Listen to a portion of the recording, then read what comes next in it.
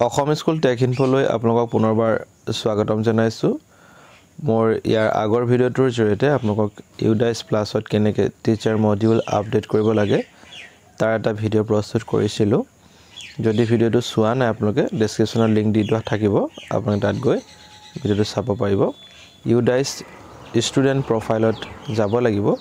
তাৰ লিংক ডেছক্ৰিপশ্যনত দি থোৱা আছে আপুনি সেই লিংকটোত ক্লিক কৰি ডাইৰেক্ট আপোনাক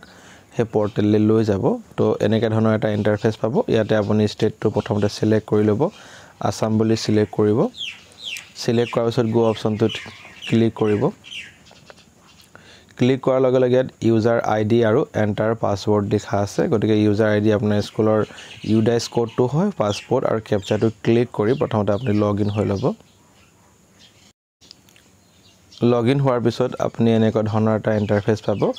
যদি ইয়াত লিখা আছে current academic year 2024 to 25 so আপোনালোকৰ এইখিনি কাম কৰিবলগীয়া আছে ইয়াতে আপুনি আহি ক্লিক কৰি ল'ব ক্লিক কৰাৰ লগে লগে আপোনালোকে আকৌ এনেকুৱা ধৰণৰ এটা ইন্টাৰফেস পাব অকমান তলত স্ক্ৰল ডাউন কৰি লৈ ইয়াতে ছাত্ৰ-ছাত্ৰীসকলৰ গোটেই ডিটেইলছখিনি থাকিব আপুনি ইয়াত আহি এটা অপচন দেখা পাইছে ইয়াত ভিউ অপচনটো দেখা পাইছে হে ভিউ অপচনটোত ক্লিক কৰিব লাগিব কিন্তু এইখিনিতে আপোনাক কথা এটা কৈ থৈ দিও যদি আপোনালোকৰ হাইয়েষ্ট ক্লাছটো ক্লাছ 10 হয় তো প্ৰথমতে আপুনি ক্লাছ 10 ৰ ছাত্ৰ-ছাত্ৰীখিনিৰ কাম সম্পূৰ্ণ কৰি ল'ব তাৰ পিছতে বাকি ক্লাছবোৰ পৰ্যায়ক্ৰমে কৰি যাব বা আপোনাৰ যদি ক্লাছটো যদি 12 লৈকে যদি আছে তেতিয়া প্ৰথমতে আপুনি 12 ৰ ক্লাছটোত মানে প্ৰমোট হওক বা অন্যান্য যিখিনি কাম থাকে সেইখিনি কৰি ল'ব তাৰ পিছতে বাকি ক্লাছখিনি কৰিলে আপোনালোকৰ কামটো সিস্টেমেটিক হৈ থাকিব সো আপুনি ইয়াতে প্ৰথমতে ভিউ এণ্ড মেনেজ তাত অপচনটোত ক্লিক কৰিব ক্লিক কৰাৰ লগে লগে ইয়াত ষ্টুডেণ্টৰ গোটেই ডিটেইলছখিনি আহি যাব তো ইয়াতে আপোনালোকৰ কৰিবলগীয়া কাম আছে স্কুলৰ জিপি ইপি এফপি আৰু ভিপি এই গোটেইখিনি আপডেট কৰিবলগীয়া হ'ব প্ৰত্যেকজন ছাত্ৰ-ছাত্ৰীৰ গতিকে আপুনি প্ৰথমতে যদি জিপিটোত ক্লিক কৰে জিপিটো ক্লিক কৰাৰ লগে লগে আপোনালোকৰ ইয়াতে একেবাৰে তললৈ আহিব কাৰণ আগতীয়াকৈ গোটেই ইনফৰমেশনখিনি ভৰাই থোৱাই থাকে গতিকে আপোনালোকে আহি পিনে সিধা সেভ অপচনটো কৰিব যদি কিবা এডিট কৰিবলগীয়া থাকে তেতিয়া হলে আপোনালোকে এডিট কৰিব তো ইয়াত জেনাৰেল ডাটাটো আপডেট হৈ গল সাকসেসফুলি তাৰ পিছত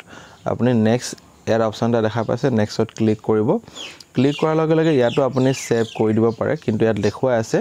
সম ম্যান্ডেটৰি ফিল্ডস আৰ মিসিং তাৰমানে আপুনি ইয়াত কিছুমান বস্তু ফিল আপ কৰিবলগীয়া আছে এটা কোনখিনি বস্তু ফিল আপ কৰিবলগীয়া হৈ আছে হেতু এবাৰ আপোনালোকে চাই লওক তো ইয়াত এটা অপচন দেখা পোৱা গৈছে হেতু হৈছে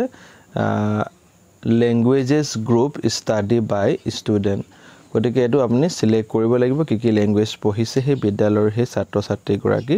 সিলেক্ট কৰিলে এটো লাব আসামিজ ইংলিশ গতিকে এটো আপুনি সিলেক্ট কৰি তাৰ পিছত সেভ অপচনটোত ক্লিক কৰিব তাৰছত আকৌ আপুনি নেক্সট হ'ব পাৰিব নেক্সট হওঁতে আপুনি আকৌ এবাৰ তললৈ আহিব তলত অহাৰ পিছত আপুনি আকৌ এবাৰ সেভ কৰি চাব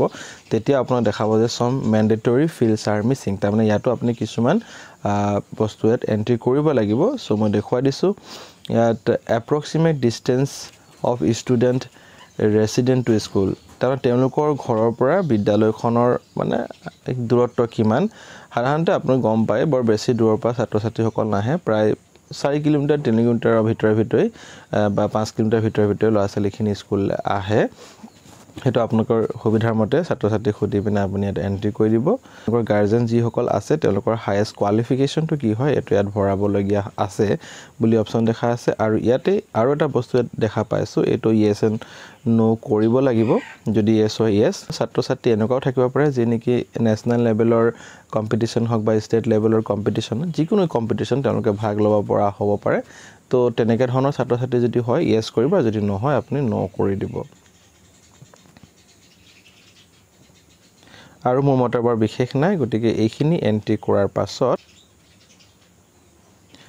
আপুনি 7 নেক্সট কৰি দিব 7 নেক্সট কৰিলে আপোনালোকৰ এটো সাকসেসফুলি আপডেট হৈ যাব তাৰছত আৰু ভোকেশনাল সাবজেক্ট যদি থাকে ক্লাস 9 ৰ পৰা আসলতে ভোকেশনাল সাবজেক্টটো ষ্টাৰ্ট হয় তো যদি ভোকেশনাল সাবজেক্ট হয় তাৰ যদি ল'ৰাটোৰ বা ছোৱালীজনী আছে তেতিয়া হলে আপুনি এটা কাম কৰিব প্ৰথমতে লিষ্টখন প্ৰিপেয়াৰ কৰি ল'ব যে কোন ছাত্ৰ-ছাত্ৰীৰ কি ভোকেশনাল সাবজেক্ট আছে বা কি ইলেক্টিভ সাবজেক্ট আছে হেতু আপুনি চাই ল'ব লিষ্টখন বনাই ল'ব বনোৱাৰ পাছত এন্ট্ৰি কৰিব তাৰ পাছতহে সেভ কৰিব তো আপোনাৰ গোটেইখিনি সেভ হৈ যাব যদি ছাত্ৰ বা ছাত্ৰী গৰাকীয়ে ভকেশনাল সাবজেক্ট এপিয়াৰ্ড হৈ পাস হৈছে তেন্তে আপুনি ইয়াত সিলেক্ট কৰিব সিলেক্ট কৰাৰ পাছত তাৰ প্ৰিভিয়াস ইয়াৰৰ যেটো পাৰ্চেন্টেজ সেই পাৰ্চেন্টেজটো আপুনি ইয়াত এন্ট্ৰি কৰি দিব তাৰ পিছত আপুনি নেক্সট অপচনটো ক্লিক কৰিব কমপ্লিট ডাটা বুলি ইয়াত আপুনি মাৰিব লাগিব কমপ্লিট ডাটা যদি মাৰি দি সিওৰ বুলি এটা অপচন আহিব এটো আপুনি ক্লিক কৰি দিব ওকে বুলি এই ধৰণে আপোনালোকে আন ছাত্ৰ ছাত্ৰী সকলৰ তথ্যসমূহ আপডেট কৰিব পাৰিব গতিকে এই সৰু ইনফৰমেশনটো দিবৰ কাৰণে আজি ভিডিওটো প্ৰস্তুত কৰিছিলো ভিডিওটো যদি ভাল পাইছে প্লিজ লাইক শেয়াৰ কমেন্ট কৰি দিব আৰু ভিডিওটো সম্পূৰ্ণভাৱে অশেষ ধন্যবাদ থ্যাংক ইউ ফৰ ওয়াচিং